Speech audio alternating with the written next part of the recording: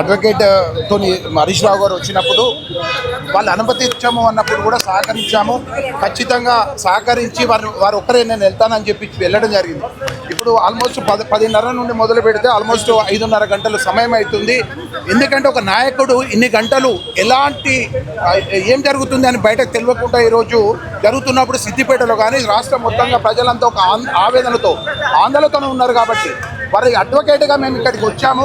Personal అడ్వకేట్గా అక్కడ ఏం జరుగుతుంది మేము కలుస్తాము, ఒకసారి మాట్లాడతాము, వారు ఏం చేస్తూ ఉన్నారు, అక్కడ ఏమి విచారణ చేస్తున్నారని అడగడం జరిగింది.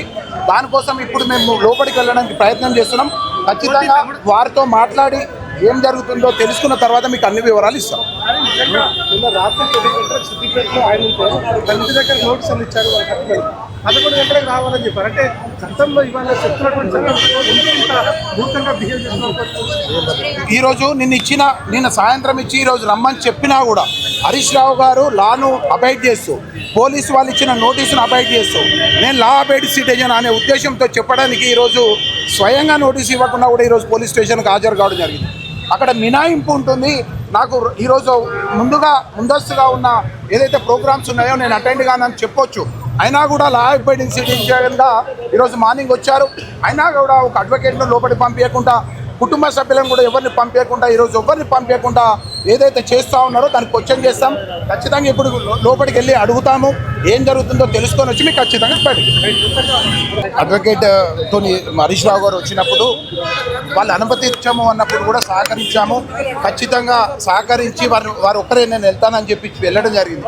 ఇప్పుడు ఆల్మోస్ట్ 10:30 నుండి మొదలు పెడితే ఆల్మోస్ట్ 5:30 గంటలు సమయం అవుతుంది. ఎందుకంటే ఒక నాయకుడు ఇన్ని గంటలు ఎలాంటి ఏం జరుగుతుంది అని బయటకు తెలియకుండా ఈరోజు జరుగుతున్నప్పుడు సిద్దిపేటలో కానీ రాష్ట్రం మొత్తంగా ప్రజలంతా ఒక ఆందోళనతో ఉన్నారు. కాబట్టి వారి అడ్వకేట్గా మేము ఇక్కడికి వచ్చాము.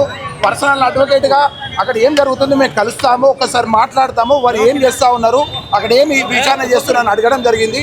దానికోసం ఇప్పుడు మేము లోపలికి వెళ్ళడానికి ప్రయత్నం చేస్తున్నాం. ఖచ్చితంగా వారితో మాట్లాడి ఏం జరుగుతుందో తెలుసుకున్న తర్వాత మీకు అన్ని వివరాలు ఇస్తాం. రాత్రి 10 గంటలకు సిద్దిపేటలో ఆయన ఇంటి దగ్గర నోటీసులు ఇచ్చారు.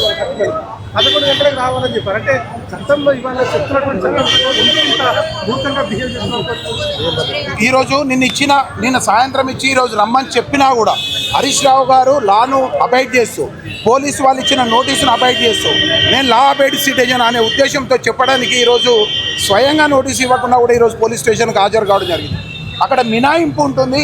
నాకు ఈరోజు ముందస్తుగా ఉన్న ఏదైతే ప్రోగ్రామ్స్ ఉన్నాయో నేను అటెండ్ కానని చెప్పొచ్చు. అయినా కూడా లా అబైడింగ్ సిటిజన్గా ఈరోజు మార్నింగ్ వచ్చారు. అయినా కూడా ఒక అడ్వకేట్ను లోపలికి పంపించకుండా, కుటుంబ సభ్యులను కూడా ఎవరిని పంపించకుండా ఏదైతే చేస్తూ ఉన్నారో దానికి క్వశ్చన్ చేస్తాం. ఖచ్చితంగా ఇప్పుడు లోపలికి వెళ్ళి అడుగుతాము, ఏం జరుగుతుందో తెలుసుకొని వచ్చి మీకు ఖచ్చితంగా బయటికి.